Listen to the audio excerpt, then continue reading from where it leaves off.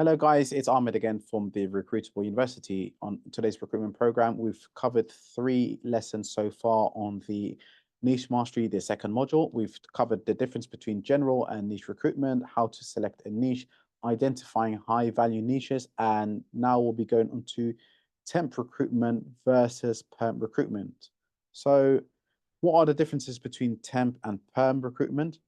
The difference between temp and perm recruitment is temp is temporarily, so it's a shorter term placements or shorter term recruitment, as opposed to permanent recruitment. It's a longer term. So there's 2 types of vacancies. So even if we look back on Indeed, and we'll be able to see the vacancies here. So if we typed in engineering and we type engineering over here, find jobs, we'll find there's over 28,000 jobs.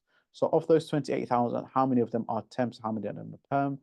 Permanent of those is 10,000, just over 10,000, and temps is 630. So permanent is when they're looking for someone on a permanent basis. So it's straightforward. You'll supply a client with a permanent candidate. You'll arrange a finder's fee, and we'll be going into what finder's fee is, I think, over the next couple of slides. And then that's a done deal. It's the candidate then belongs to them. They've paid you your fees, your finder's fees, your commissions, and whatever agreement you had between each other. And that's it. The candidate now belongs to them. So temp recruitment is slightly different. It's the candidate is on your books. The candidates you have to pay. The candidates are your responsibility. Once the candidates work, they will come to you for their pay and anything else. And we'll go into that shortly. So the pros of temp staffing, or the pros of having temp contract, is a lot more passive. So you'll have, sorry, I've moved over slides. So pros versus cons. So the pros of temp staffing, you don't have to make placements every month, and you can have a candidate working for you for 12 months, 1 year, 2 years, 3 years. Is literally, there is no ending. It really depends on the client and what they're looking for. So it's very, very lucrative.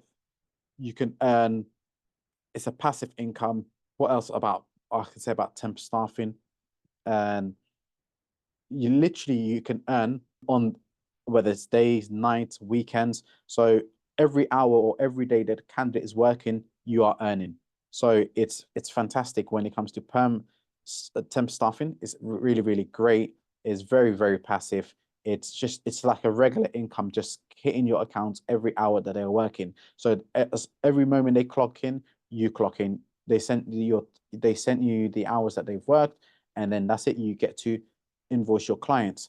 And the cons or the downside of temp staffing is, if that candidate is ill, they don't work, you don't get paid.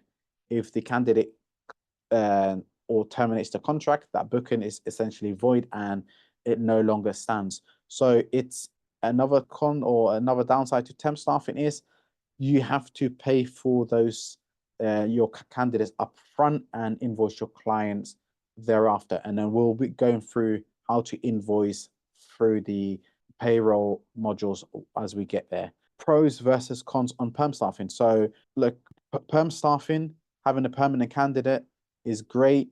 The pros, the first thing I can think of is the amount that you get paid. So the way it works is, once you find a candidate on a permanent basis, you agree a salary with your client, whether it's 20% of the first year annual salary, whether it's a flat fee of 10 grand for the finding of the individual or the candidate that you found for them. So you agree a fee. Whether it's a percentage or a flat fee, it's entirely up to yourself and your client. Once you've agreed and you've shaken hand and they've signed your terms, you find them a candidate. They will interview your candidate. If they like your candidate, they will place your candidate on a permanent position to work at their organization. They will then pay you a finder's fee for the candidate that you found them. Once they pay you the finder's fee, the candidate now belongs to them. They pay them, the candidate is on their books, and you get a one-off fee that you've agreed between yourselves, and that's it. It's very profitable, it's lucrative, and it's a lump sum, so it's great. So let's say, for example, in the healthcare industry, finding a doctor is not unheard of, getting a 15 to 20 grand placement. In the IT industry, finding a high-end IT engineer, you're looking at anything between 18 grand to about 25 grand as a finder's fee. That's a one-off fee they pay to you to say to you, thank you for your services. Thank you for finding us this candidate. So imagine £20,000 for one placement. That's a salary almost you're earning in one placement. So if you've got two of those candidates that you find per month, that's £40,000 you can earn every single month. These numbers are not insane. I know it might sound crazy to you, but this is absolutely industry standard. 20%, anything between, I would say anything between 12.5% to 20% is industry standard. Anything lower than that, of course, the client is getting a good deal. And anything higher than that, you are getting a good deal. So do you have to specialize in either temp or perm? I would say absolutely not. And as a matter of fact, whatever niche that you go into, I would recommend that you tackle both sides of the market. So, for example, if you go into the healthcare niche and you go into the healthcare sector and you start your own healthcare agency, you will find a lot of hospitals and trusts and surgeries are looking for doctors, nurses, paramedics, what have you, healthcare staff. They will send you, or you'll get vacancies from them, or you'll find vacancies online for temporary placements. Once you got your foot in the door and you know how to do temp staffing and you've got your temporary pool of candidates, look at also the permanent side of things. Because what happens is clients are generally using temp staff in order to fill their short-term gap until they find a permanent recruitment and permanent member of staff to join their team.